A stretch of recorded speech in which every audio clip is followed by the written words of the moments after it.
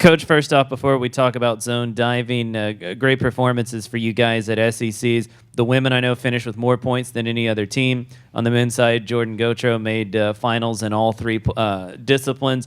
Allison Need finished on the podium and the platform. Just overall, it was a great week for you guys at SECs. Yeah, I mean, it really was. It could even gotten even better on the girls' side. But you can't complain as a coach. That's most points I think we've ever scored for a while.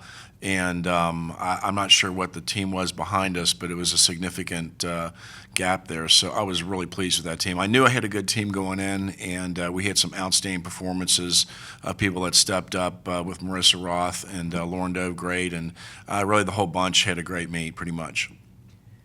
Zones, that's really in some ways where the postseason starts for you guys. In a lot of ways, once you qualify for zones, I know what you did beforehand doesn't matter once you guys get to Atlanta.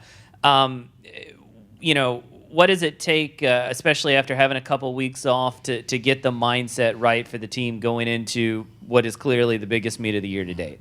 I think they came out of conference pretty motivated. Normally, the week after conference, the training goes a little down.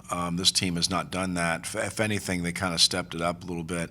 The objective in zones is you want to obviously dive great, but consistency is a real factor. It's an unusual meet where the coaches are judging. Is something we need to get away from with that meet because we're neutral everywhere else. So that makes it a little bit tougher because you can get away with some things with some judges that may not notice, but coaches, they notice every little detail, and so Sure. it makes that a little bit of a tougher meet. Consistency is a huge factor. Looking at the entries, it seems like pretty much men and women on all three boards. You've got at least one person who could be considered a favorite. I know Julia won the 3 meter last year. Jordan's been diving exceptionally well. Lauren seemed like she was peaking at SECs, and then obviously Allison on the platform.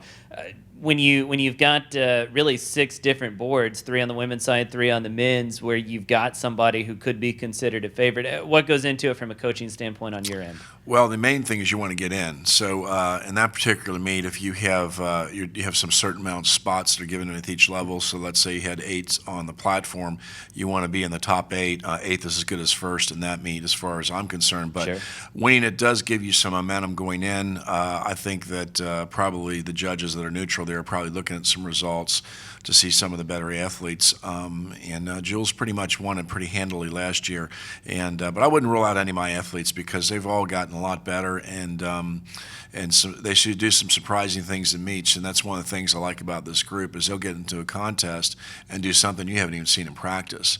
And that's really kind of nice to see as a coach. Yeah, it's always good when they can step up. But I know you're just fine tuning little things as you get to this point. Yes. The majority of the work is done, and now it's just the little details. What are some of those little aspects of each diver's repertoire that you're going to have to fine tune if they're going to advance out of zones and to NCAA's? Yeah, I mean, you try not to peak them until right around going into zones, and you have to be careful about that because the women go immediately after zones right into the NC2As, and so they have to get to a certain level and maintain that level. So this week I'm doing some tweaking on the mechanics, very similar to golf. If you got a pull or a slide, something along those lines, you try to make some adjustments, and some of the things that you fix are going to stay fixed for about 2 weeks. And Right. so as a coach, you have to make sure you time yourself on when you do that. And so I've made some adjustments this week. I'm immediately seeing some results, and they're going to be ready. Before I let you go, last week, right after SECs, you and Julia went down to Rio to dive in a World Cup event there. She hit the qualifying score to represent South Africa in the Olympics. I know it's not 100% certain yet, but still, she's qualified for the Rio Olympics in August. Just talk a little bit about what that means for her individually and for your program. Well, it's a lifelong dream. We've had Olympians in the past, and it's one of those things when kids come in, they say that I want to make an Olympic team, and especially a lot of the foreigners come in and want to do that. So my objective is we get her diving up to a level where she could qualify. Well, she's accomplished that.